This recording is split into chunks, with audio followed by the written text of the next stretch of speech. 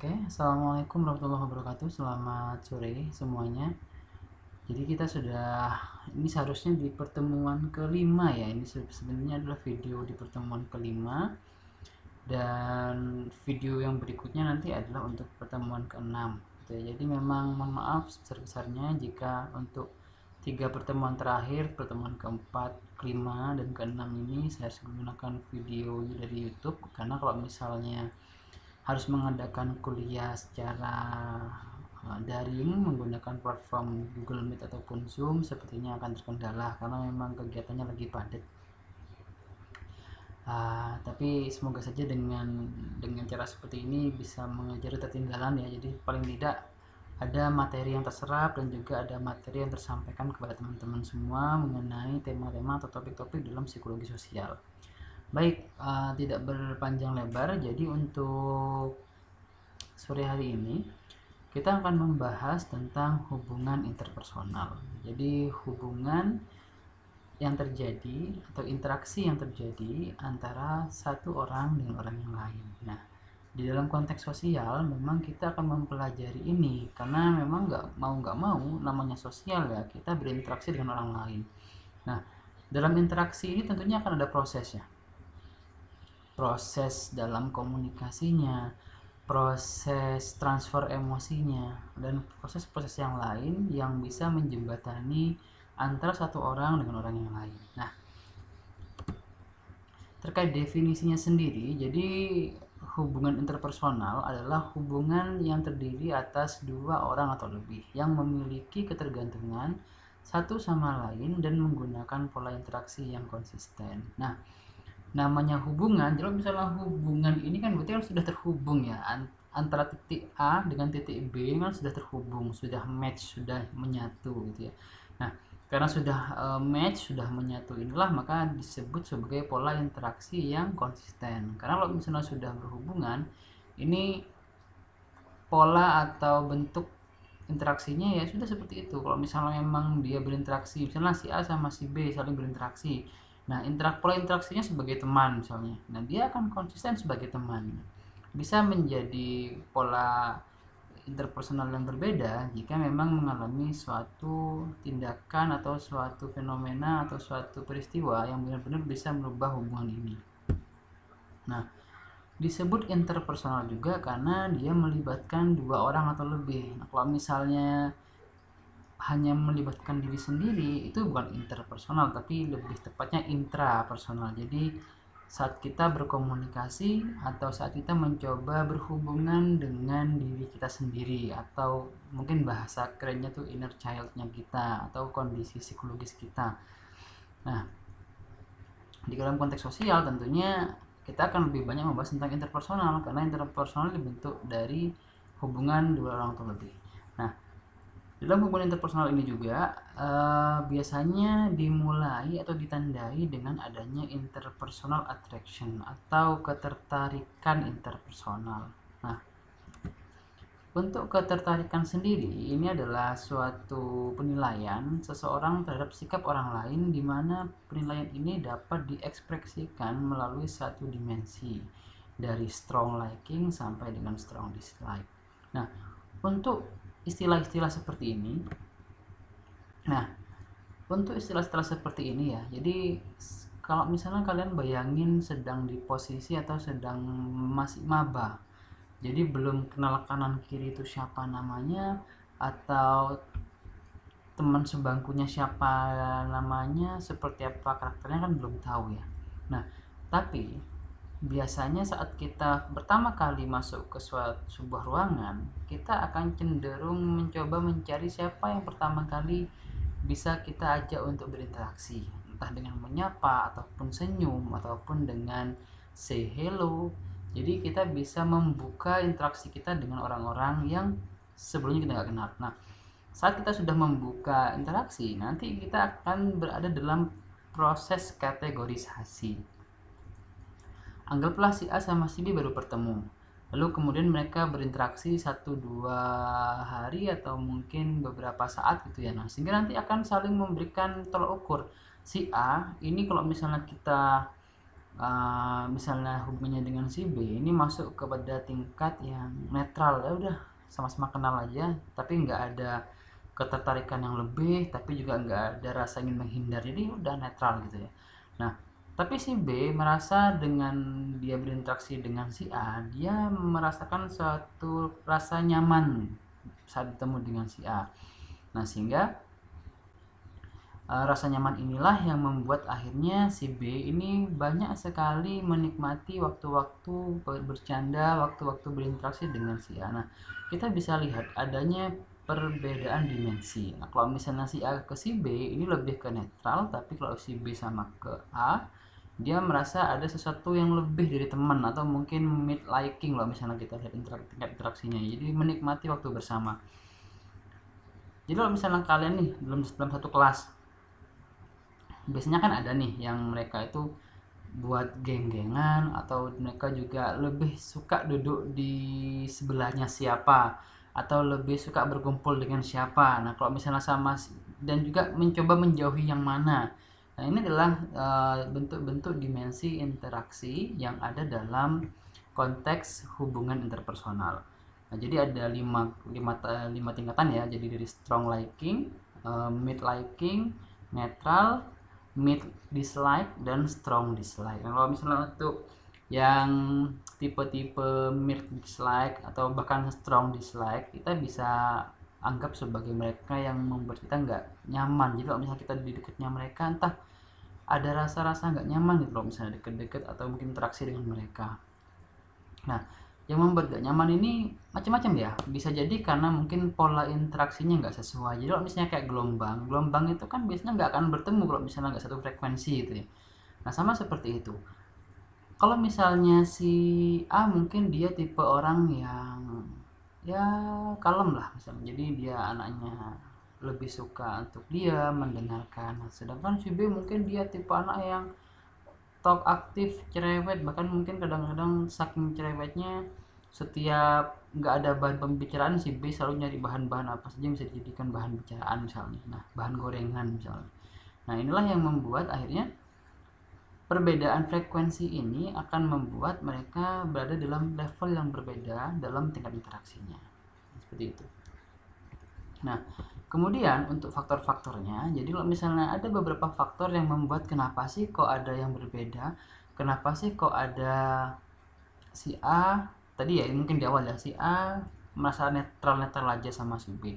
Tapi si B kenapa kok dia merasa ada sesuatu yang lebih nih, perasaan yang lebih kepada si A misalnya. Jadi ada 3 faktor. Nah, faktor yang pertama adalah faktor internal, faktor yang kedua adalah faktor eksternal, dan yang ketiga adalah faktor interaksi. Nah, saya tidak akan menjelaskan tentang ketiga faktor ini. Nah, ini langsung saya jadikan penugasan ya. Jadi biar cepat aja terkait dengan apa regulasi dari sistem kuliah dan juga tugasnya, karena kita udah tertinggal banyak. Jadi 3 faktor ini tidak akan saya jelaskan per bagian per subnya, tapi yang jelas kalau misalnya faktor internal adalah faktor yang terjadi dari dalam diri kita sehingga membuat kita merasa cocok dengan dia. Nah, sedangkan kalau dari faktor eksternal adalah faktor dari lawan bicara ataupun mungkin ataupun juga orang yang di luar kita. Kenapa sih kok dia membuat kita tertarik untuk berinteraksi dengan dia. Nah, yang ketiga adalah faktor interaksi. Jadi selama interaksi berjalan ini kan juga ada proses ya untuk menilai, terus juga untuk mengetahui satu sama lain. Nah, dari proses inilah nanti akan ada hal-hal yang membuat timbul suatu kondisi yang disebut interpersonal attraction.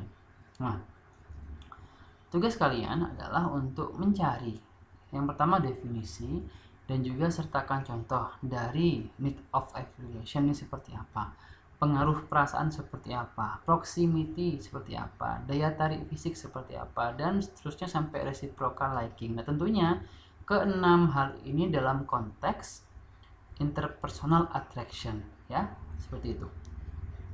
Oke, lanjut. Jadi hubungan interpersonal adalah penting bagi kehidupan manusia. Tidak mengejutkan bahwa jika kesepian dan penolakan sosial merupakan sumber utama dari penderitaan atau stres personal. Nah, tentunya yang namanya hubungan ini kan tidak selamanya memberikan menunjukkan sesuatu yang kita harapkan. Kadang-kadang juga hubungan ini berjalan dengan tidak semestinya. Nah, di sisi lain, saat orang tidak memiliki kondisi-kondisi yang dia berhubungan dengan orang-orang di sekitarnya, maka dia akan mengalami dua kondisi. Yang pertama adalah loneliness, dan yang kedua adalah social rejection atau penolakan sosial. Nah, kalau misalnya kalian ingin memahami ini, jadi seperti ini ya. Dalam ruang kelas kalian, anggaplah, bayangin aja ada sekitar 40 mahasiswa misalnya. Nah, dari 40 mahasiswa ini ada satu orang yang dia itu nggak pernah berinteraksi sama siapapun misalnya. Dia kalau misalnya ada tugas kelompok, kalau misalnya nggak diajak, kalau nggak ada yang ngajak nih, dia diem aja. Kalau misalnya ada tugas harus mencari teman kelompok, orang ini yang satu ini dia yang paling akan cemas. Kira-kira saya gimana nih? Kira-kira ada yang milik saya nggak? Atau kira-kira saya diterima nggak bergabung sama kelompoknya mereka misalnya. Jadi akan ada kondisi-kondisi yang membuat kita merasa lonely, jadi merasa kesepian, merasa bahwa hubungan sosial yang sedang kita jalani tidak proporsional, tidak memadai, tidak cukup gitu loh untuk memenuhi interpersonal attraction kita. Nah, sebenarnya untuk loneliness sendiri, kalau misalnya kita mau membahas lebih jauh, loneliness ini konteksnya luas. Jadi bukan hanya saat kita sendiri, bahkan loneliness atau kesepian pun juga bisa kita rasakan saat kita berada di dalam keramaian atau berada dalam kondisi-kondisi yang ramai. Jadi jangan salahkan si individunya kenapa kok dia nggak mau berinteraksi dengan kita, tapi tentunya ada satu dua hal yang membuat dia akhirnya merasa nggak nyaman atau mungkin kesulitan untuk membuka interaksi dengan orang-orang di sekitarnya ya. Nah, loneliness sendiri ini merupakan sumber utama dari penderitaan dan stres ya. Kenapa? Karena se-lonely-lonelynya seseorang, sekesepian-kesepiannya seseorang, sependiam-pendiamnya orang, dia tetap butuh orang lain ya untuk hidup. Dia tetap butuh orang lain untuk berbagi. Dia juga butuh orang lain untuk bisa saling mengerti ya. Jadi tetap dia nggak bisa saat dia merasa sendiri, saat dia tidak ada figur yang membuat dia merasa berarti gitu ya. Jadi ini akan menjadi sumber dari stres personalnya dia sendiri. Nah, kemudian penolakan. Nah, untuk penolakan sendiri ini mungkin lebih tepatnya mungkin bisa dibilang sebagai bentuk trauma sosial gitu ya. Jadi saat kita diabaikan atau mungkin ditolak, ini akan membuat atau akan menanamkan suatu nilai pada diri kita bahwa kita tidak akan diterima, kita tidak akan dianggap oleh orang lain. Jadi contoh seperti ini, dalam ruang kelas misalnya ada tugas kelompok nih dari guru. Nah, semua orang sudah dapat kelompok, ya kalian aja yang belum. Kemudian saat itu kalian coba tanya, aku boleh gabung nggak? Oh enggak, kita udah full misalnya. Satu. Terus ke kelompok yang lain, boleh gabung nggak? Oh enggak, ini khusus buat geng ini aja. Kalau kamu mending yang lain aja misalnya. Nah, dua. Terus yang ketiga, boleh gabung nggak sama kelompokmu misalnya? Oh enggak, ini sudah dari kemarin kita kelompoknya ini aja, kita nggak bisa nambahkan anggota kelompok lagi misalnya. Nah, 3 kali penolakan ini, nggak harus 3 sih, 1 aja, 1 penolakan di awal tadi itu sudah membuat dia merasa cemasnya seperti apa? Kira-kira kalau misalnya saya ke kelompok lain diterima nggak ya? Ternyata nggak ditolak. Setelah itu dia tambah tinggi nih cemasnya. Nah, kemudian dia ke kelompok yang lain ditolak juga. Nah, sehingga kecemasannya ini semakin meningkat dan membuat dia menanamkan sebuah nilai bahwa dia ditolak atau dia tidak diterima oleh orang lain. Nah, sehingga jika dihadapkan dengan situasi yang serupa, meskipun dalam konteks yang berbeda, misalnya mungkin sudah di bangku kuliah atau mungkin di tempat organisasi, atau mungkin di kegiatan apa misalnya. Nah, dia akan timbul nih kecemasan, khawatir penolakan tadi. Nah, itu ya. Jadi penolakan, loneliness, kesepian ya. Ini adalah sumber dari penderitaan atau stres personal yang dialami oleh seseorang. Nah, ada dua tipe loneliness. Yang pertama adalah emosional dan yang kedua adalah sosial. Nah, kalau yang emosional, jadi dia kesepian karena kurang atau hilangnya sosok intim atau sosok yang bermakna atau sosok yang bagi dia itu adalah sosok yang berarti. Itu ya. Kan ada nih kalau misalnya kita ini kan sudah semester 3 semua ya. Jadi tentunya kita paham ya bahwa setiap orang itu memiliki kebutuhan atau pemenuhan emosional yang beda-beda.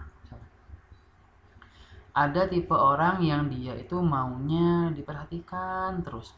Ada juga orang yang kalau misalnya terlalu intens untuk diperhatikan, dia ngerasa nggak nyaman. Ada juga tipe orang yang dia itu ya dia lost aja, maksudnya nggak terlalu perhatian sama pasangannya kah, atau mungkin perhatian dengan salah satu figur yang berarti buat dia, tapi dia saat di situasi apapun dia nggak akan lupa sama orang ini, tapi dia juga akan terus menghubungi meskipun dalam skala yang mungkin jarang-jarang. Misalnya ini kenapa kok berbeda gitu? Karena yang pertama adalah kalau misalnya kita mengalami emotional loneliness, tentunya figur-figur ini dan pola dari kepribadian kita akan berpengaruh dalam bagaimana kita menyikapi kondisi kesepian. Nah, ada orang yang kesepian karena keperhatiannya atau keperhatian sih, karena kebutuhan untuk diperhatikannya mungkin tidak tercukupi sehingga dia ngerasa kayak ya kesepian. Ada juga orang yang dia memang nggak punya sosok atau figur yang bermakna bagi dia. Nah, biasanya orang-orang yang seperti ini adalah mereka yang bisa jadi ya sejak kecil dia kekurangan figur, orang-orang yang bisa memberikan afeksi buat dia. Nah, kalau misalnya sejak kecil kan biasanya afeksi dari orang tua, khususnya ibu. Nah, jadi biasanya orang-orang yang secara psikologis ya mengalami emotional loneliness ini ya dia akan menerapkan atau mungkin memunculkan tipe-tipe perilaku yang agak apa ya, istilahnya tuh mungkin agak rebel, jadi dia akan agak memberontak gitu loh pada orang-orang di sekitarnya, karena dia memang secara emosional kan kekurangan perhatian, sehingga dia akan mencoba untuk mengumpulkan atensi dari orang-orang di sekitarnya untuk mensubstitusi atau mungkin mengganti kebutuhan emosi yang dia butuhkan dari figur ibu atau ayahnya yang hilang itu. Nah, social loneliness untuk yang kedua. Nah, kalau misalnya yang social loneliness ini ya dia tipe orang yang memang memberikan jarak, bukan memberikan tapi mungkin membuat jarak dengan lingkungan sosialnya. Nah, kan ada memang tipe orang-orang yang dalam tanda kutip ya lebih individualis. Jadi mereka sebenarnya merasa nggak nyaman saat dia berada dalam konteks sosial, tapi jika sendirian pun dia juga merasa sepertinya ada yang kurang gitu loh. Jadi untuk yang social loneliness ini lebih kepada bagaimana dia untuk mengatur pola berpikirnya dalam bermasyarakat, sehingga dia bisa menerima dan dia juga bisa menempatkan porsi emosinya yang tepat, sehingga dia bisa untuk bersosial, dia bisa berinteraksi, dia juga bisa berhubungan dengan masyarakat secara adaptif. Nah, untuk loneliness sendiri di sini, loneliness kan kesepian ya. Ada juga nih istilah yang kedua, aloneness. Alone. Mungkin kalau misalnya yang pernah lihat di biasanya sih di stasiun RCTI ya, home alone. Jadi dia merasa apa nih? Sendiri. Beda ya, kesepian sama sendiri, merasa sendiri ini beda. Nah, bedanya di mana? Nah, kalau misalnya kita baca dari definisinya aja, kalau misalnya loneliness adalah kesepian yang merasuk, wah ini bahasanya, merasuk dalam batin manusia dan tidak dapat dideteksi hanya dengan melihat seseorang. Jadi Kalau loneliness ini tadi saya sempat singgung di awal, konteksnya adalah meskipun dia di tempat ramai sekalipun, kadang-kadang dia bisa merasa kesepian. Kadang-kadang dia bisa merasa ya meskipun dia senyum-senyum, hahaha, hihi, kayak intinya dia nggak ngerasa ada yang kurang, tapi jauh dalam hatinya dia merasa kesepian. Itu ada yang seperti itu. Nah, ada juga yang aloneness. Nah, kalau yang aloneness ini adalah tipe-tipe orang yang tadi memisahkan diri dengan orang-orang sekitarnya.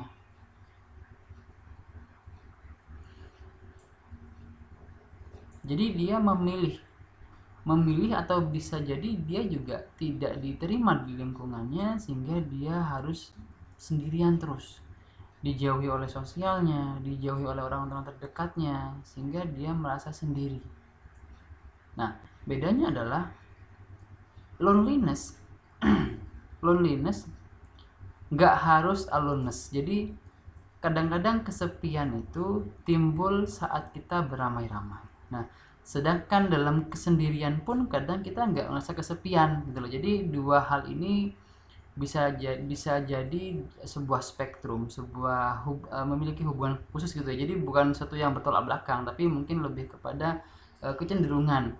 Kadang ada seseorang itu yang dia di tempat ramai tapi merasa sendirian. Ada juga nih orang yang sendirian tapi dia nggak ngerasa kesepian, itu juga ada seperti itu. Oke. Next yaitu keterikatan. Jadi kalau misalnya kita sudah bahas hubungan interpersonal nggak lengkap kalau misalnya kita nggak bahas tentang attachment ya, atau keterikatan. Kalau misalnya kita lihat bayi atau anak yang dia masih balita, tentunya mereka akan, kalau misalnya nih biasanya di rumah sama figur ibu atau ayah, tiba-tiba mereka nggak lihat figur ibu atau ayahnya selama setengah jam misalnya, biasanya ada serang nggak ada, mereka pasti akan panik banget. Kenapa? Karena dengan melihat orang tuanya, mereka akan merasa secure, mereka ngerasa aman gitu ya.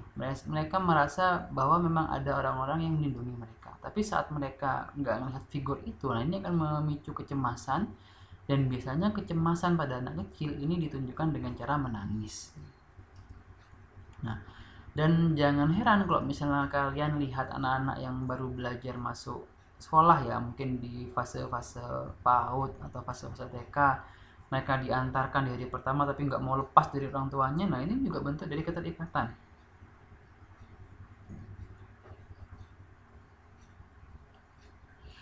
Nah, bentuk dari keterikatan seorang anak dengan orang tuanya.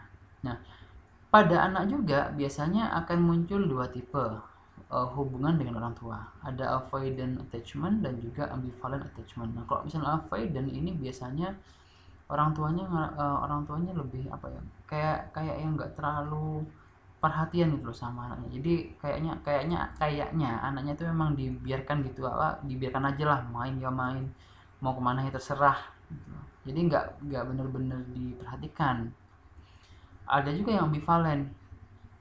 Nah, yang ambivalen ini adalah tipe-tipe orang tua yang ya mereka merespon atau berhubungan dengan anak itu ya suka-suka. Kadang-kadang kalau misalnya moodnya lagi baik, mereka sama anak deket, tapi kalau udah lagi moodnya jelek, anaknya dimarahin terus. Ini adalah bentuk ambivalen di mana orang tua tidak bisa menempatkan porsi dari hubungannya sesuai dengan level yang seharusnya. Jadi levelnya berubah-ubah kalau sesuai moodnya. Kalau lagi baik ya dia baik, kalau misalnya lagi enggak ya enggak. Jadi anak dalam tipe hubungan seperti ini biasanya sih akan cenderung jadi korban gitu. Jadi korban, jadi nanya bingung nih ayah atau ibunya kenapa kok seperti ini ya, kemarin semalam kayaknya bahagia, semalam aku maunya apa dituruti, pagi-pagi udah dimarahin. Ini bentuk yang namanya ambivalen.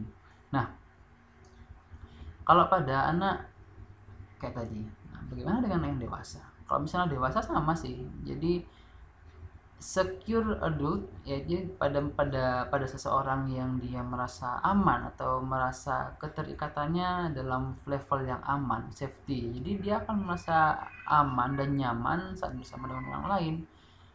Dia merasa diperhatikan dan dia juga bisa memberikan sepenuhnya terkait dengan perhatian dan kasih sayang. Nah, sedangkan kalau yang avoidant dan ambivalent sama seperti yang tadi ya, berperlakuannya sama. Jadi yang avoidant dia ngerasa nggak percaya ya, nggak percaya sama pasangannya. Jadi kan kalau misalnya kita ngomong keterikatan, berarti kan kita ngomongin hubungan. Nah, dalam sebuah hubungan, kepercayaan itu merupakan suatu fondasi. Jadi kalau misalnya dalam fondasinya aja nggak beres, maka bisa jadi nanti untuk bangunannya pun bisa jadi nggak beres juga. Jadi memang fondasinya ini harus benar-benar dibangun dengan kuat. Apa itu kepercayaan? Nah, untuk ambivalen ini yang sebenarnya yang agak membingungkan ya. Jadi dia benar-benar tipe orang yang mencoba mencari perhatian dari orang lain, tapi di sisi lain dia juga memunculkan perilaku-perilaku yang membuat orang lain menjauhi dia gitu loh. Jadi dia tuh benar-benar butuh orang lain, tapi perilakunya ini seolah-olah menolak atau seolah-olah nggak butuh nih sama orang lain. Nah ini ada juga seperti itu di orang dewasa. Nah kalian tentunya kan udah ya mungkin udah mau masuk taraf-taraf dewasa ya. Jadi kayaknya udah agak paham dengan tipe-tipe orang yang seperti ini. Oke, saya lanjutkan ya. Kemudian ada cinta. Jadi tadi setelah kita bahas loneliness, kemudian juga bahas tentang intimasi. Nah, sekarang kita bahas cinta. Tapi saya ingatkan lagi, jangan lupa tadi tugasnya adalah untuk mencari definisi dan juga memberikan contoh pada faktor-faktor interpersonal attraction. Apa itu? Internal, eksternal, juga interaksi. Oke, lanjut ya. Cinta. Jadi kalau misalnya kita bahas cinta, kalau dari definisinya Rubin, cinta adalah sikap terhadap orang lain, suatu himpunan pikiran khusus tentang orang yang dicinta. Nah, cinta juga mendatangkan berbagai bentuk emosi, baik emosi yang menyenangkan bahkan juga yang menyakitkan. Nah, terkait cinta sendiri, kalau misalnya kita menggunakan teori di psikologi sosial, ada namanya triangular theory of love. Jadi dari Robert Sternberg, cinta itu bisa dikatakan cinta jika dia punya 3 komponen ini. Nah, jadi kalau misalnya komponen ini kayak komposisi ya. Kayak kalian nih misalnya mau apa ya? Mau bikin roti misalnya. Ya kalau roti itu susah. Misalnya kalian nih mau bikin kopi aja kopi. Nah, kopi itu kan butuh komposisi ya. Ada kopinya, ada juga air panasnya, ada juga mungkin gulanya. Nah, apa jadinya kalau yang dimasukin hanya kopi, tanpa air, tanpa gula? Ya. Apa juga jadinya jika yang dimasukkan hanya gula dan air tanpa kopi? Nah, kita tentunya nggak bisa nyebut itu kopi itu ya. Atau bahkan mungkin sebaliknya. Bagaimana jika yang dimasukkan adalah air dan kopinya aja, tapi tetap akhirnya pahit gitu, karena dia butuh gula. Nah itulah mungkin ada yang ngomong kan bisa pakai yang saset apa yang saset pak misalnya ya itu kan kalau misalnya mau pakai realita ini kan saya bahas yang seolah-olah aja gitu jadi biar ada gambaran. Nah sama seperti itu, jadi kalau misalnya kita ngomongin komponen berarti harus ada setidaknya ada 3 hal ini sehingga suatu perasaan itu atau suatu kondisi emosi itu disebut cinta. Yang pertama adalah intimasi, yang kedua passion, dan yang ketiga adalah komitmen. Ya, untuk pengertiannya silahkan dibaca. Tentunya kalian sudah bisa memahami ya intimasi itu apa, kedekatan. Passion itu apa, intensi perasaannya, sekuat apa sih perasaannya. Terus komitmen seperti apa? Nah, kalau udah komitmen ini tentunya setiap orang udah tahu apa sih komitmen. Jadi prinsipnya atau keputusan yang diambil tentang hubungannya itu seperti apa sih. Jadi jika ketiga hal ini ada, maka hal itu bisa dikatakan sebagai sebuah cinta. Dari teorinya Robert Sternberg. Ini teori, tapi teori itu juga berasal dari fenomena yang ada. Jadi sebenarnya teori ini ya berasal dari fenomena yang sudah diteliti oleh Robert Sternberg tersebut. Nah, untuk jenis cinta ada 2 jenis, ada passionate, ada juga championate. Nah, untuk passionate ini lebih kepada bentuk kalau misalnya kalian lagi jatuh cinta, maksudnya di awal-awal jadian atau di awal-awal masa PDKT. terus direspon misalnya, terus sering chattingan, sering telepon-teleponan, bahkan mungkin kalau misalnya seharian semalaman juga nggak tidur karena lagi asiknya ngobrol misalnya. Nah ini bentuk passionate, jadi dimana hubungan itu sedang berada dalam puncak puncak emosi atau puncak sensasi, sehingga membuat kita merasa benar-benar euforia, benar-benar merasa happy. Nah, championate ini sudah merupakan suatu bentuk cinta yang proporsional. Jadi kalau misalnya kita di awal-awal ini kan passionate ya. Nah nanti lama-lama kalau misalnya dia sudah memasuki fase-fase yang lebih serius, misalnya mungkin sudah ke fase pernikahan, kemudian dia juga bisa mempertahankan pernikahannya dengan baik. Nah, passionate love-nya akan bertransformasi, berubah menjadi championate love. Jadi saat dia menekankan cinta itu sebagai bentuk dari rasa percaya dan juga perhatian terhadap mereka yang dicintainya.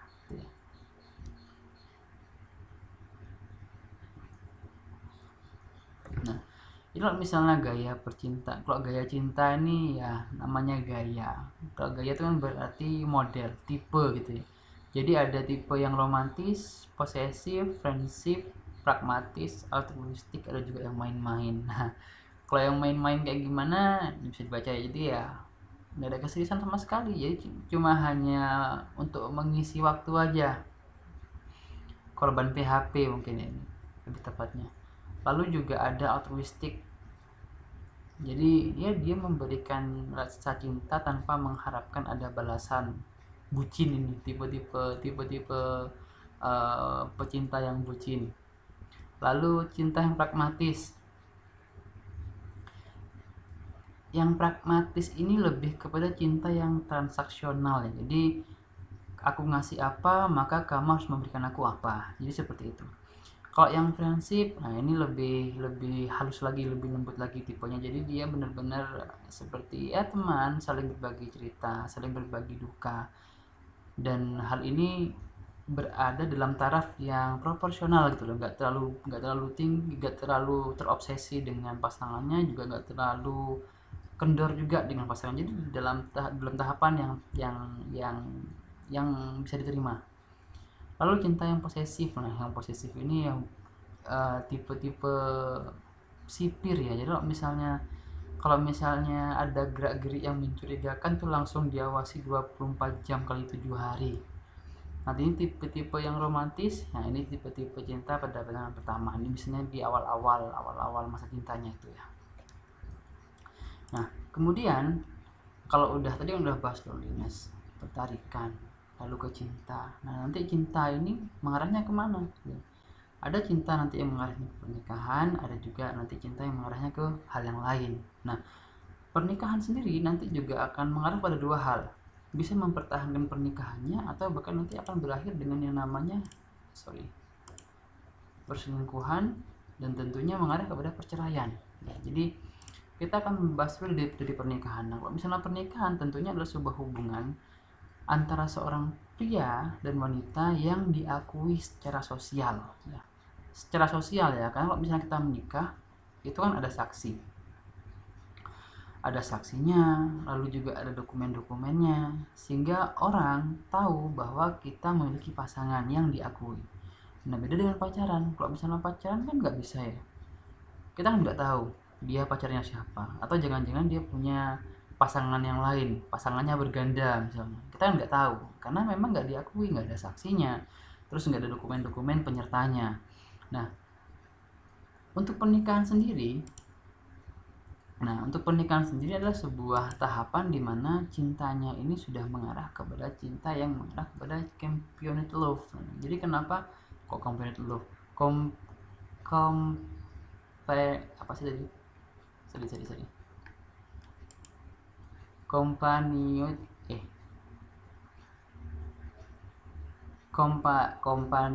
love, sampai belibet ngomongnya. Sorry ya, ini gara-gara kecapean selama hampir 2 minggu bolak-balik ada kegiatan terus. Nah, untuk tipe-tipe cinta itu sebuah tipe cinta yang nanti mengarah kepada pernikahan. pernikahan di sini tentunya levelnya lebih tinggi lagi, karena kalau misalnya udah pernikahan, kita bukan hanya membahas seputar cinta, tapi bagaimana mempertahankan cinta itu. Nah, mempertahankan cinta ini di dalam konteks pernikahan ini kompleks sekali ya. Jadi tidak hanya terkait dengan hubungan seksual saja, tapi terkait dengan tanggung jawab yang harus dan mau nggak mau diterima, yang mungkin sebelumnya di fase-fase sebelumnya nggak pernah kalian bayangin. Misalnya harus membesarkan anak, ya. Lalu juga membagi peran ayah, peran ibu, peran suami, peran istri seperti apa, di rumah bagaimana. Di rumah ini misalnya di rumah, kalau misalnya anaknya lagi pup misalnya, yang ganti siapa? Kalau misalnya anaknya tengah malam nangis, yang gendong siapa? Jadi hal-hal yang seperti ini mungkin sebelumnya belum terbayang sebelum pernikahan, tapi nanti saat sudah masuk ke fase pernikahan dan mungkin sudah hamil, melahirkan, nanti akan belajar dengan sendirinya tentang hal itu. Nah, disitulah nanti pernikahan itu diuji gitu ya. Jadi intinya seperti yang saya bilang tadi, saat kita ingin membangun sebuah bangunan, pastikan untuk fundamentalnya, pondasinya itu kita buat sekokoh mungkin. Jadi sekokoh mungkin itu dalam arti, jikapun bangunannya itu akan mengalami suatu bentuk kerusakan atau mungkin retak-retak sedikit kan pasti ya, tapi setidaknya tidak kehilangan bentuk utuh dari bangunan itu. Jadi nggak runtuh. Kalau misalnya sampai runtuh kan susah untuk membangun lagi yang sama, kan susah. Tapi kalau hanya retak sedikit ini bisa kita tambal, atau mungkin butuh perbaikan sedikit, selama bukan fondasinya, selama nggak bikin runtuh kebangunannya, itu masih bisa kita benahi gitu ya. Oke, kemudian juga yang namanya cinta ini juga akan secara nggak langsung akan berhubungan dengan jealousy atau kecemburuan. Nah, biasanya kecemburuan itu merupakan suatu reaksi terhadap ancaman yang dianggap mengganggu kelangsungan atau kualitas hubungan. Jadi kalau misalnya kayak ada indikasi atau ada gejala-gejala atau ada ciri-ciri pasangan kita mengarah kepada perilaku-perilaku yang mengancam hubungan ini, tentunya akan muncul sensasi atau reaksi cemburu. Nah, cemburu ini hal yang wajar, justru hal yang harus ada dalam sebuah hubungan, entah itu percintaan ataupun pernikahan. Karena kalau misalnya tidak ada kecemburuan, berarti patut dipertanyakan apakah dia apakah dia menganggap hubungan itu hubungan main-main atau hubungan yang akan dia seriusi, yang akan dia bangun pondasi yang kuat tadi, sehingga dia bisa membangun sebuah bangunan yang megah di atasnya. Nah, untuk penyebabnya sendiri, nah ini ada 4 sebenarnya, tapi kalau misalnya kita mau breakdown dalam situasi yang sedang kita alami sendiri atau mungkin pengalaman kita, pasti kan banyak sekali, tapi saya rangkum jadi 4 aja. Jadi yang pertama adalah penyebab timbulnya jealous adalah karena sangat bergantung pada suatu hubungan. Jadi jangan salah, kalau misalnya seseorang terlalu bergantung sama pasangannya, maka dia tingkat kecemburuannya akan tinggi. Kenapa? Karena dia bergantung sama si pasangan tersebut, dia nggak mau kehilangan dia. Si pasangan ini nggak mau kehilangan partnernya, nggak mau partnernya diganggu, nggak mau hubungannya rusak, sehingga tingkat alertnessnya, tingkat untuk mendeteksi ancamannya dia sangat tinggi, bahkan mungkin lebih ke arah posesif tadi ya. Nah, yang kedua adalah sangat peduli pada suatu hubungan. Kalau misalnya kita sudah peduli sama suatu hubungan, tentunya akan muncul cemburuan. Cemburu dalam konteks untuk melindungi hubungan ini. Nah, jealous sendiri atau cemburuan sendiri macam-macam ya. Untuk levelnya, ada yang levelnya dia siaga 1, siaga 3, siaga 2, 1, waspada, siaga misalnya. Ini berbeda-beda macam-macam orang. Terus tidak punya alternatif lagi. Jadi kalau misalnya sudah kita bergantung sama seseorang, kita nggak punya alternatif untuk untuk nggak punya backup lah ya. Jadi kita benar-benar udah sama dia aja. Kalau misalnya dia ninggalin kita, ini sudah seperti kiamat. Nah, ini adalah yang bisa memicu timbulnya jealous atau kecemburuan yang berlebihan pada pasangannya. Terus merasa perilakunya kurang memenuhi syarat. Jadi gini, Yang keempat ini terkait dengan bagaimana perilaku pasangan kita. Kan kadang ada tipe orang-orang itu yang dia saat berhubungan dengan lawan jenis ini benar-benar deket banget gitu. Jadi kadang-kadang bahkan mungkin nggak ngeh bahwa di situ sedang ada pasangan kita, sehingga perilakunya bahkan mungkin mengarah kepada seperti nggak punya pasangan. Nah, ini adalah suatu kondisi di mana perilaku dari pasangan tersebut kurang memenuhi syarat untuk dikatakan sebagai pasangan yang terpercaya atau bisa dipercaya gitu ya. Lalu yang kelima, jealous.